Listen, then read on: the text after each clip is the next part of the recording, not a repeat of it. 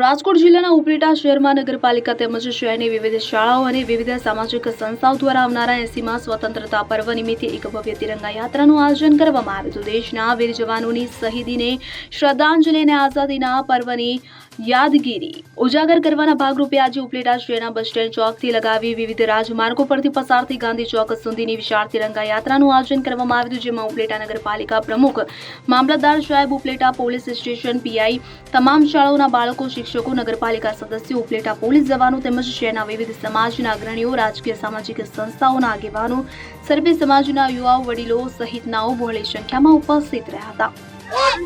આજે ઉપલેટામાં નગરપાલિકા પ્રમુખ વર્ષાબેન ગજેરા અને મારી સમગ્ર ટીમ દ્વારા આ 80મા સ્વાતંત્ર્ય દિવસ નિમિત્તે આયોજન કરેલ છે। આ આયોજન મામલતદાર સાહેબ શ્રી, કાંતલ સાહેબ શ્રી પોલીસ સ્ટેશનમાંથી, તાલુકા પંચાયતમાંથી અને ઉપલેટામાંથી દરેક આગેવાનો, દરેક જ્ઞાતિના પ્રમુખો, દરેક જ્ઞાતિના આગેવાનો, દરેક સમાજ અને આજે અમે આ યાત્રાની શરૂઆત કરી બસ સ્ટેન્ડ ચોકેથી બાવલા ચોક અને બાવલા ચોકેથી ગાંધી ચોક સુધી।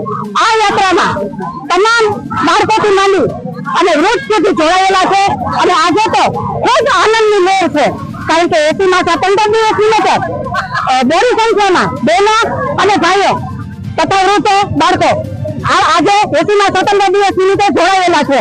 તો આજે આનંદની લહેર જ છે। તો આજે ખૂબ આનંદનો દિવસ છે।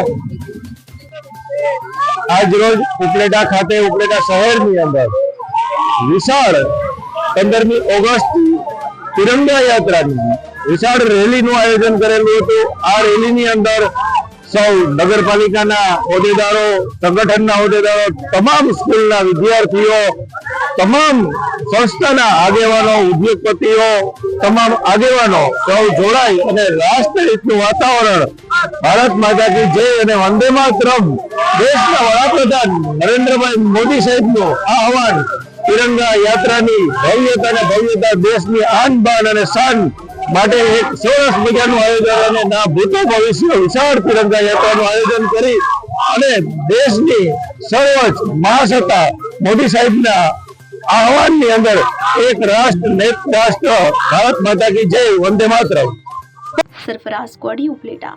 હવે જુઓ દેશ દુનિયાની તમામ ખબરો તમારી આંગળીના ટેરવે। ઉઠાવો મોબાઈલ અને ગૂગલ પ્લે સ્ટોર પરથી ડાઉનલોડ કરો અમારી CN24 ન્યૂઝ મોબાઈલ એપ।